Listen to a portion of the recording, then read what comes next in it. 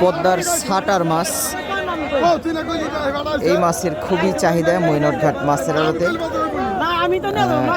ঝাঁটা ফেলা হয়, সেই ঝাঁটা উঠানো হচ্ছে আর এই মাছগুলো নিয়ে আসা হচ্ছে মৈনটঘাট মাছের আড়তে। আজকে অন্যান্য দিনের তুলনায় একটু মাছ কম কম মনে হলো আমার কাছে।